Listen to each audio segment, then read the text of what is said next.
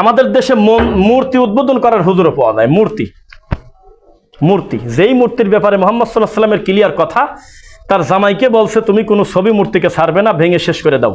আমাদের রেভিনিউ নিয়ে, আমাদের কর নিয়ে মুসলিম সরকার রাস্তায় রাস্তায় পথে ঘাটে মূর্তি নির্মাণ করবে, এটা তো হতে পারে না।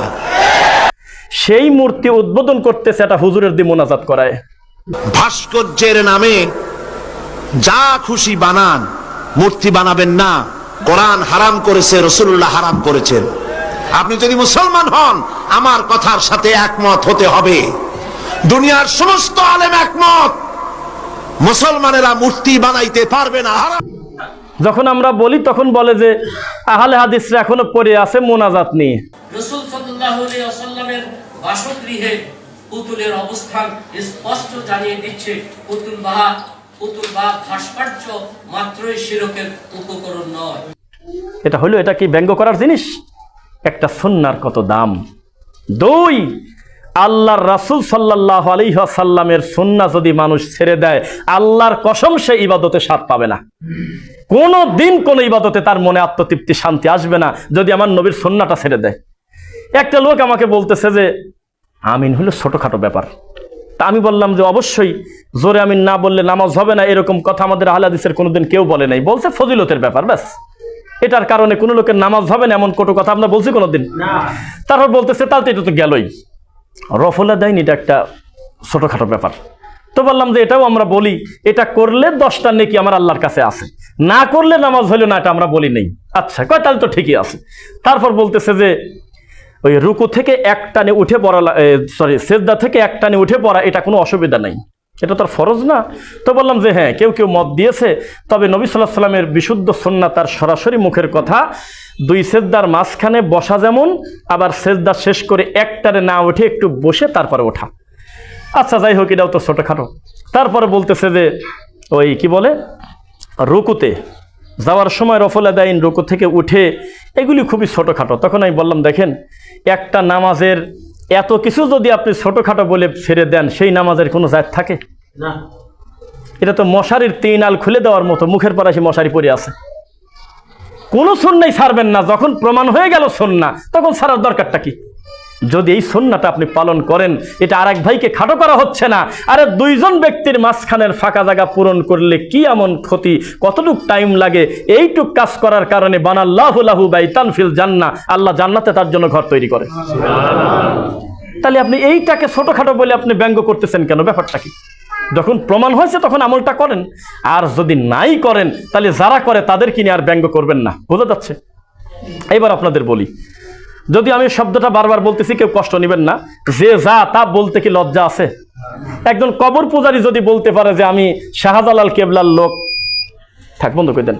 একজন ল্যাংটা বাবার লোক যদি বলতে পারে গর্ব করে যে আমি ল্যাংটার লোক, একটা মাঝভান্ডারি যদি অহংকার করে বলতে পারে যে মরার সময় কালেমার দরকার নাই, জোরে জোরে ঢোল বাজায় কবরে দিয়ে দাও, তাও যদি সে গর্ববোধ করে, তা আমি কোরআন সুন্নাহ মানি, আহলে হাদিস বলতে কি আমার লজ্জা আছে?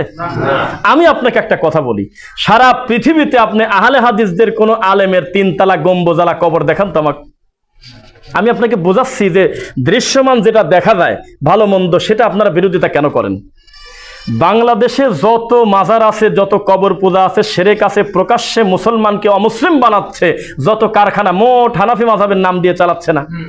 অথচ ইমাম আবু হানিফা রাহিমাহুল্লাহকে এই কাম শিখে দিয়ে গেছে। এই মানুষটা, সম্মানী লোকটার নাম বেইজ্জত করে আজকে সমাজে চলতেছে। একটা খুশির খবর, আমি শিওর না, দেওয়ানবাগীর মন্দির নাকি ভেঙে দিচ্ছে শুনলাম, আল্লাহ জানে সত্য মিথ্যা, তবে ফেসবুকে দেখলাম। আমি দেওয়ানবাগের কি বলছি বলেন তো? এটা কি মাজার বলা যাবে? এটা তো আরবি শব্দ, যেখানে জিয়ারত করা হয়। এই ভালো শব্দটা ওখানে দেওয়া যাচ্ছে না। দেওয়ানবাগীর মন্দির, এটা এখন রানিং, এই মুহূর্তে ভাঙা হচ্ছে বলে আমরা একটু আগে দেখলাম ভিডিওতে।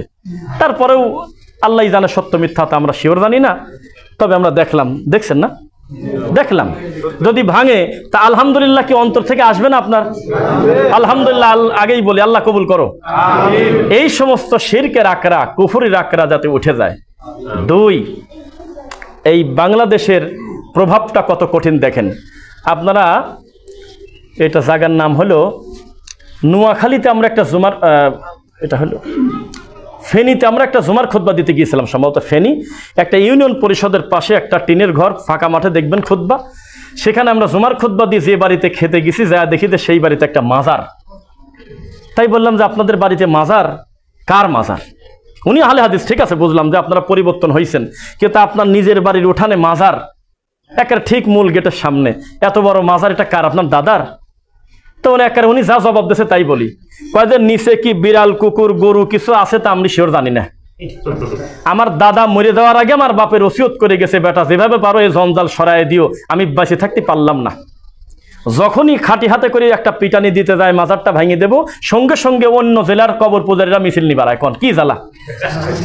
কিন্তু ভিতরে আছে কি মালে নাম কয় না, কেউ কয় না যে কি আছে, কয় যে না মাজার শরীফ কি ভাঙা যায়, ভাঙতে দেয় না। তখন ওরা মিছিল করে শহর থেকে নিয়ে আসে, এবং ওখানে লাল গামছা আরও বিভিন্ন কিছু নিয়ে বড় বড় শিল্পপতি টাকা পয়সা দিয়ে ওখানে ব্যাকআপ দেয়, কালো টাকা সাদা করতে আসে। কি বুঝলেন বলেন? ওই লোক বলতেছে আমার অসহায়, আমার বাপের জমির উপরে মাজার আমি তুলতে পারতেছি না। আল্লাহর কসম, ওখানে আমার 49 সেকেন্ডের একটা ভিডিও আছে, আপনি দেখে নিন, এখনো মোবাইলে আছে। নাম মনে হয় জন্ডিস বাবা না কি দিয়েছে আল্লাহ জানে, হলুদ কালার দিয়ে ঢাকা। তো কি বিপদ! তো এই দেশে শিরক বপন হয়, শিরকের বাচ্চা ফোটে, কয়েকদিন পর পর বিদাত এক একটা ডেলিভারি হয়। এখানে আপনি কিভাবে সত্য কথা বলবেন?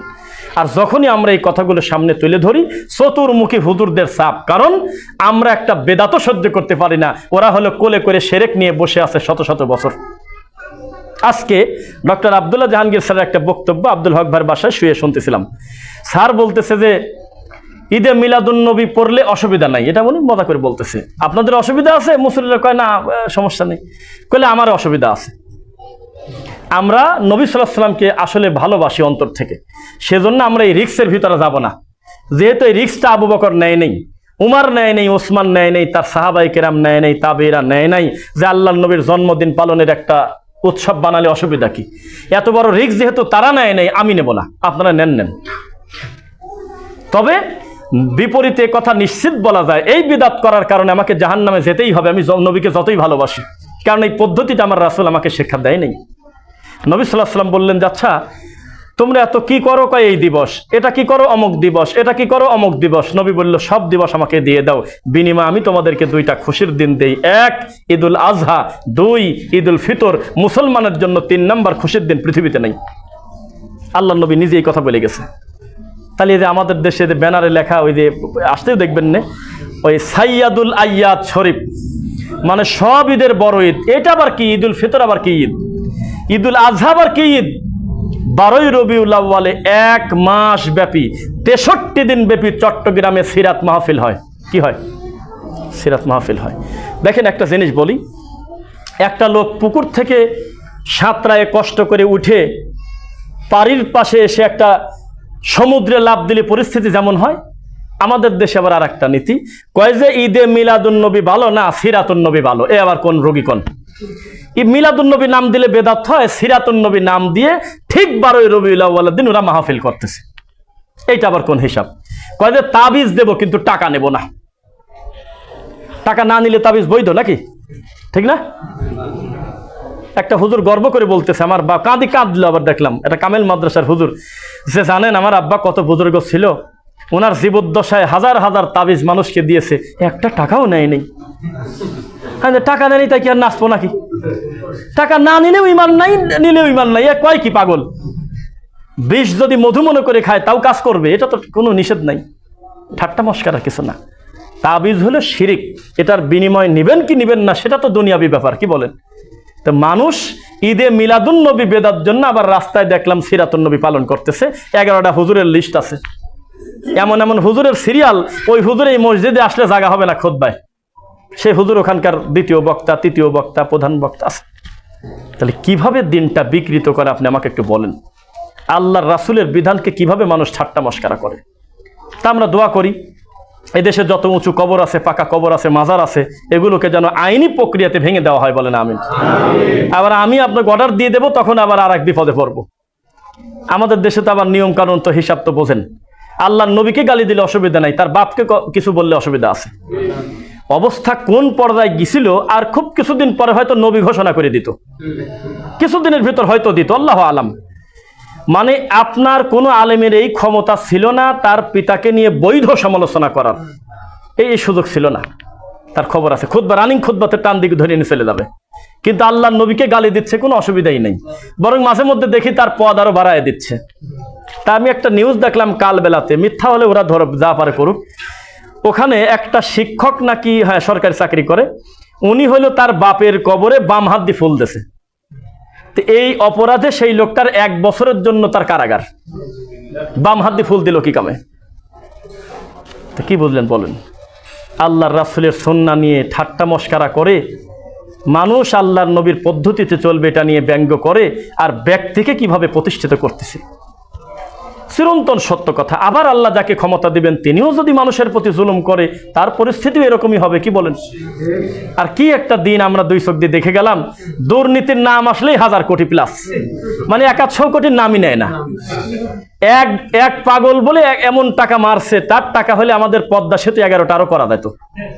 এইরকম অমানুষ ছিল আমাদের অভিভাবক, তাহলে জাতির কপালে কি ছিল? কত আতঙ্কে আমাদেরকে খালি ফোন দিত যে লেখেন 22 তারিখ, লিখতাম, লেখেন 19 তারিখ, লিখতাম, জালসা দেখি যে 117টা হয়ে গেছে। তখন ওই বাসাতে মাঝে মধ্যে বলতো বা কেউ কেউ, এত জালসা নেয় নাকি, একটু গ্যাপ রাখা যায় না? আমি বললাম যে গ্যাপ ওরাই করে দিবিনি। এই যে আবেগে 100-150 জালসা নেছে, 60-70টা টিকা কঠিন আছে, কোনোটা থানায় কাগজ পাঠান লাগে, কোনোটা অনুমতি নেওয়া লাগে, কোনোটা এই হুজুরের আবার এই আইডি কার্ড পাঠাতাম। আল্লাহর কসম এই লাস্ট 3-4 বছর লজ্জার কথা, আমাদের আইডি কার্ডের ছবির এপিটোপিট উঠে পাঠা দেওয়া লাগতো। আমাদের বাপ দাদার পরিচয় নিয়ে এ কারা কোন বংশের লোক ফোন টোন দিয়ে তথ্য নিয়ে তারপরে আমাদেরকে জালসায় ডাকছে। আস্তাগফিরুল্লাহ। এই 90% উপরে মুসলমান এই দেশ।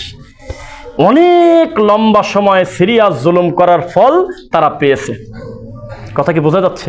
কি নির্লজ্জ কথা! কয়দিন আগে যার মুখের দিক তাকায় কথা বলতে সাহস পেত না কেউ, আজকে তার পরিস্থিতি কত কঠিন। মা আগনা আন্নি মালিয়া, আজকে তার কোনো ধন সম্পদ কাজে আসবে না। খুযুহু ফাগুল্লু, গলায় তার বেড়ি, গলায় তার গামছা লাগায় ঘোরাচ্ছে। হালাকা আন্নি সুলতানিয়া, আজকে তার কোনো আধিপত্য কাজে লাগতেছে না। পরিস্থিতি কত জটিল! এই হলো আমাদের সমাজ। আমাদের দেশে আমরা বলি গরিব দেশ, এটা একটা মিথ্যা কথা। হাতে গোনা কিছু মানুষের কাছে যে টাকা আছে, ওই টাকা ছিটাই দিলে দেশটা ধনী হয়ে যাবে। আপনি এভাবে বলতে পারেন যে একটা শ্রেণী হলো টাকা সব তাদের কাছে জিম্মি হয়ে আছে, কিন্তু দেশ গরিবের কথা আপনি বলতে পারতেছেন না।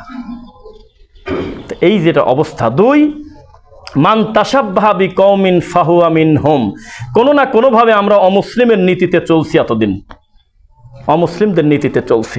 মায়ের থেকে মাসির দরদ বেশি, এটা কি বোঝেন? আমাদের দেশের হিন্দুদের সভাপতি বলতেছে আমাদের দেশে কোনো অসুবিধা নাই, কোনো হিন্দুদের প্রতি কোনো জুলুম করতেছে না, অথচ ইন্ডিয়ার পশ্চিমবঙ্গের মিডিয়া কান্নাকাটি করে মরে যাচ্ছে। কোন জায়গার সেই 10 বছর আগের ফুটেজ নিয়ে এসে অভিনয় করায় করায় দেখাচ্ছে, এই দেখো বাংলাদেশে ওরা সংখ্যালঘুদের ধরে নিয়ে যাচ্ছে, মারতেছে, কাটতেছে, পোড়ায় দিচ্ছে। কত খারাপ! তো মিডিয়া একটা মিথ্যা যদি 100 বার ছড়ায়, সেটা সত্য হয়ে যায়, মানুষ মনে করে হতে পারে। তা আমাদের দেশটা হলে এইরকম পরিস্থিতিতে ছিল। সেটা ধর্মীয় জাহিলিয়াত বলেন আর সামাজিক জাহিলিয়াত বলেন, এটা লম্বা সময় ছিল। এখন আবার সময় আসতেছে। তবে ঘুরে ফিরে আপনাকে আমি সেই কথা বলি, অনেক খুশির খবর যে আমরা এই জুলুম থেকে মুক্তি পাইছি, আলহামদুলিল্লাহ। 2 নাম্বার বড় বিপদ সংকেত আপনার জন্য, যত বেশি আমাদের দেশের টুপিওয়ালাদের হাতে এই দেশের অবস্থা যাবে, তত বেশি মূলধারার আলেমরা বিপদে পড়বে। আবেগ বাদ দিয়ে দেন। এই দেশটা যদি কোনো ইহুদির হাতে দিয়ে দেন, আমরা জানি না কত বেশি ক্ষতি হবে। যদি কোনো শিয়ার হাতে দিয়ে দেন, তার থেকে বেশি ক্ষতি হবে। আমরা জানি না এই দেশে যদি কোনো ল্যাংটা লোককে, কোনো জালেমকে ক্ষমতায় দিলে কত বড় ক্ষতি হবে। যদি আপনি ওই কবর পূজারী একজনে ক্ষমতায় দিয়ে দেন, তার থেকে বেশি ক্ষতি হবে। তার একটা প্রমাণ, ইসলামিক ফাউন্ডেশনের গভর্নর 4টেখানি কথা না মনে করেন, এই 18 কোটি মানুষের ধর্মের অভিভাবক, তাই তো না?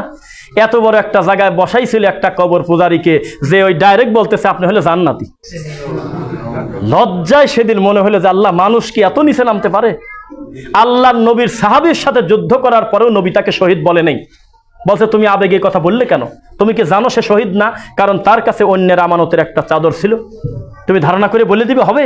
তুমি বুঝলে কিভাবে সে কি দুনিয়ার নামের জন্য না আল্লাহর সন্তুষ্টির জন্য মাঠে নামছে?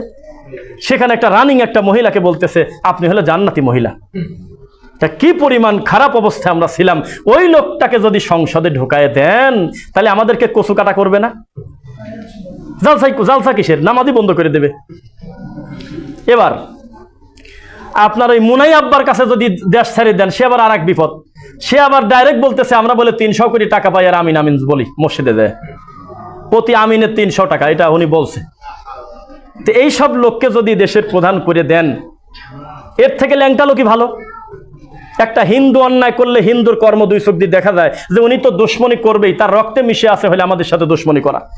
একটা খ্রিস্টান আমার নবীকে গালি দিলে আমাদের এত কষ্ট লাগবে না, কারণ সে আমাদের ধর্মের লোক না, ও তো গালি দেবেই, না দিলে তার ধর্ম টিকে কিভাবে। কিন্তু মুসলমান হয়ে যখন আল্লাহর নবীর সুন্নাহকে ব্যঙ্গ করে, আল্লাহর রাসূলের নীতি আদর্শকে ঠাট্টা করে, আল্লাহর দিন নিয়ে মস্কারা করে, তখন এই কষ্টের আর শেষ থাকে না। এতদিন শুনেছেন মানুষ মানুষের প্রতি জুলুম করলেই জালেম হয়, তাই শোনেন নাই? আজকে শোনেন আরেকটা কথা আছে, ওয়ামান আযলামু মিম্মান ইফতারা আলাল্লাহি কাযিবা, তার থেকে বড় জালেম পৃথিবীতে নাই যে আল্লাহর উপরে জুলুম করে। কত বড় কথা, আল্লাহর উপর জুলুম। আল্লাহ বলতেছে আমি হলে আরশ আযীমের উপরে, সবচাইতে উপরে, আমার কোনো জায়গায় তুমি নির্দিষ্ট সীমাবদ্ধ করো না, আমি তোমার মতন, আমি হলো খালেক। আর হুজুর বলতেছে আল্লাহ নাই কোন জায়গা, সব জায়গায় কলবের ভিতরে আছে। তো এটা কি আল্লাহর প্রতি মিথ্যারোপ করা হলো না? আল্লাহ বলতেছে গায়েবের খবর জানাটা হলে আমি রবের কাজ, এটা কোনো মাখলুকের কাজ না, এটা আমার একক সত্য মালিকানা, যে আমি একটু পরে কি হবে জানবো, আরো 1000 বছর পর কি হবে আমি জানবো, এটা আমার নিজস্ব কাজ। কিন্তু আমাদের দেশের লোকরা বলতেছে না, আমার নবী হলো গায়েবের মালিক। নাউজুবিল্লাহ।